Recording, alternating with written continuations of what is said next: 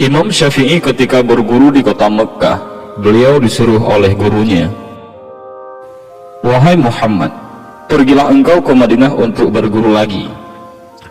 Karena sesungguhnya ilmuku sudah habis, semuanya sudah kuajarkan padamu." Imam Syafi'i menuruti gurunya itu dan berpamitan kepada ibunya. Berkatalah ibundanya, "Nak, pergilah engkau menuntut ilmu di jalan Allah. Kita ketemunya nanti di akhirat." Maka Imam Syafi'i pun berangkat ke Madinah mencari guru untuk belajar. Saat itu usianya masih sangat muda. Di Madinah, beliau berguru kepada Imam Malik. Tak butuh waktu lama bagi Imam Syafi'i untuk menyerap ilmu dari Imam Malik sehingga semua orang terkagum-kagum dibuatnya. Termasuk sang guru yang pada saat itu merupakan ulama tertinggi di Madinah, tampuknya kutub Hijaz, yaitu Imam Malik.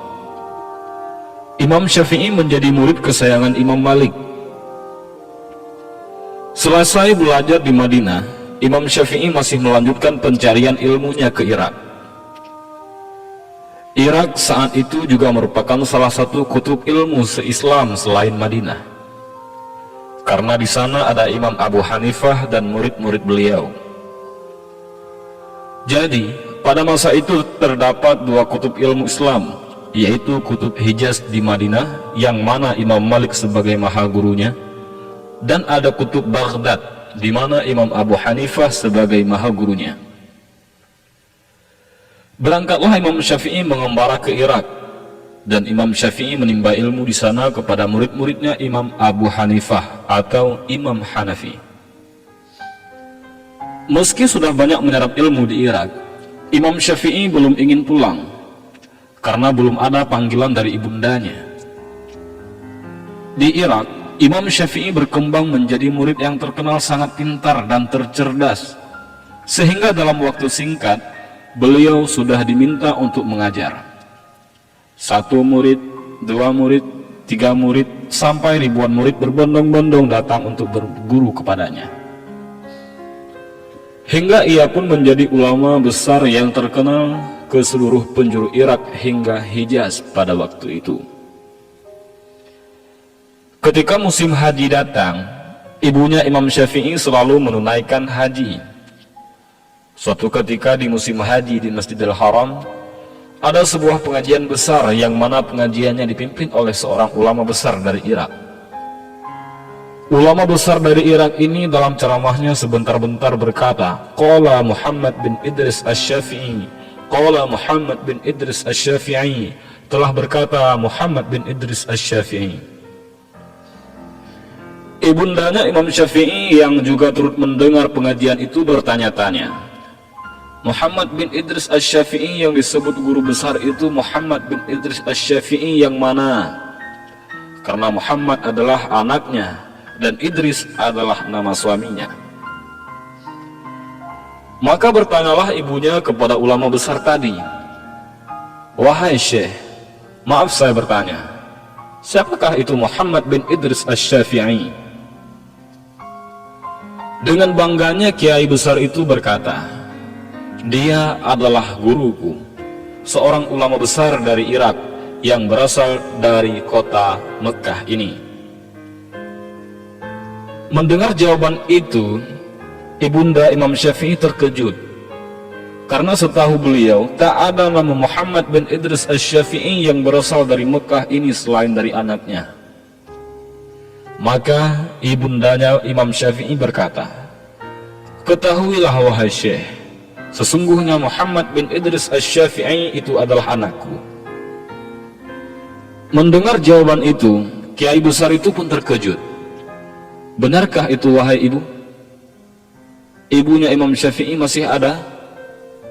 "Benar wahai Syekh, Muhammad bin Idris Asy-Syafi'i itu adalah anakku." Maka beliau pun hormat kepada ibu Imam Asy-Syafi'i tersebut. Setelah bercerita banyak, Syekh dari Irak tadi pun bertanya, "Lalu apa pesanmu buat Imam Syafi'i wahai ibu?" "Katakanlah kepada anakku, Jika ia ingin pulang ke Mekah sekarang, dia boleh pulang. Setelah sampai ke Irak, maka pesan pun disampaikan kepada Imam Syafi'i. Wahai Imam, ibumu berpesan, jika Imam ingin pulang ke Mekah sekarang, Imam boleh pulang. Maka Imam Syafi'i pun bergegas ingin pulang. Sudah sangat rindu kepada ibunda tercintanya. Namun di sisi lain, masyarakat Irak begitu berat melepaskan sang imam. Namun dengan berat hati dan perasaan penuh haru, mereka pun rela melepaskan Imam Syafi'i untuk pulang. Karena mereka sudah sangat mencintai kepada Imam Syafi'i, dan Imam Syafi'i merupakan ulama besar. Maka saat Imam Syafi'i ingin pulang, mereka banyak sekali memberikan bekal kepada Imam Syafi'i. Di antaranya banyak ia memberi onta hingga Imam Syafi'i mendapatkan ratusan unta, yang mana masing-masing unta terdapat isi bekal dan kekayaan di punggungnya. Imam Syafi'i terkejut melihat begitu banyaknya bekal yang diberikan kepadanya. Hampir semua orang Irak memberi bekal. Imam Syafi'i pun pulang menuju Mekah, dikawal oleh beberapa orang muridnya, berikut ratusan ontanya. Sesampainya di pinggiran kota Makkah, Imam Syafi'i menyuruh salah seorang muridnya untuk menemui ibunya dan mengabarkan bahwa Imam Syafi'i sudah hampir sampai ke Mekah.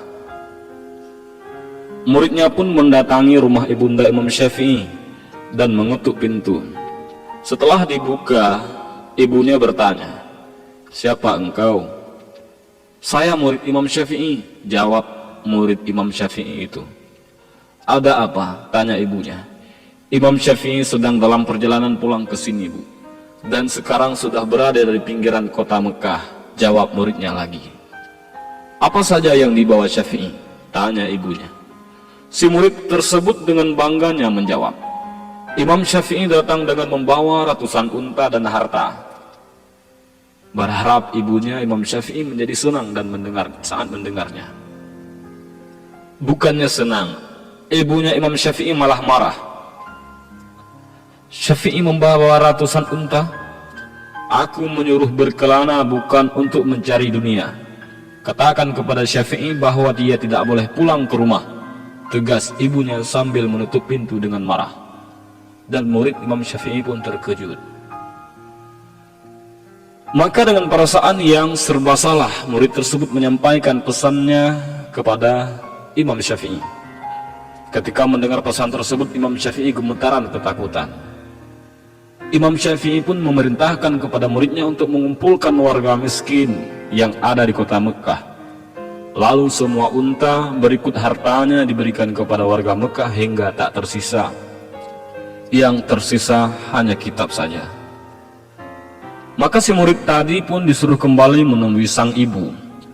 Sesampainya di rumah, murid tadi menceritakan kepada sang ibu yang bahwa semua unta dan hartanya sudah dibagikan kepada warga Mekah, dan yang tersisa hanya kitab dan ilmunya saja.